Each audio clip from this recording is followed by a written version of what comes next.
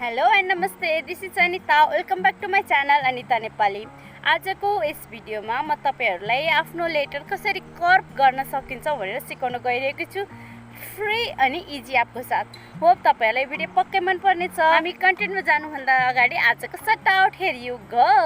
Sony Puran office, Sarita Khaling, Saru blogs, congratulation.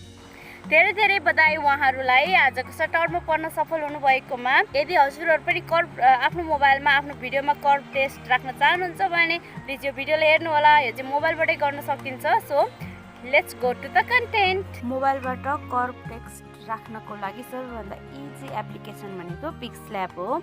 यो चाहिँ play स्टोरबाट हजुरहरूले सजिलै डाउनलोड गर्न सक्नुहुन्छ। मेरो चाहिँ अलरेडी डाउनलोड छ। हजुरहरूले प्ले स्टोरमा गएर PixelLab भनेर सर्च गर्नु होला। यहाँ टपमा देखिरहनु भएको छ। यो सर्च गर्नुभएपछि हजुरले सजिलैसँग डाउनलोड गर्न सक्नुहुनेछ।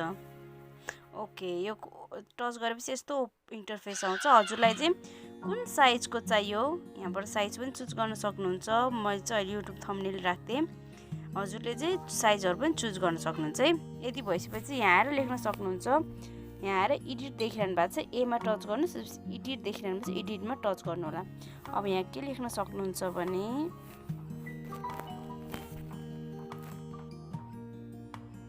यति भइसकेपछि हजुरले यो एमा नै हेर्नु होला। यता साइडमा हल्का यसलाई स्क्रोल गर्नुहोस्। यहाँ कर्भ भन्ने देखिरहनु भएको छ, CURV, यसमा गएर टच गर्नुहोस्। यसलाई कति बेन्ड गर्ने यसरी हजुरहरूले गर्न सक्नुहुन्छ है। देख्नुभयो कर्भ टेक्स्ट इन PixelLab, यसरी हजुरहरूले गर्न सक्नुहुन्छ।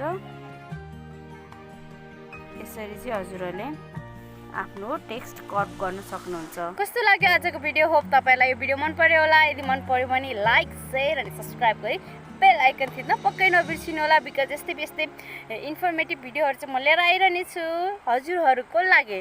Thank you so much for watching. See you in next video. Bye by.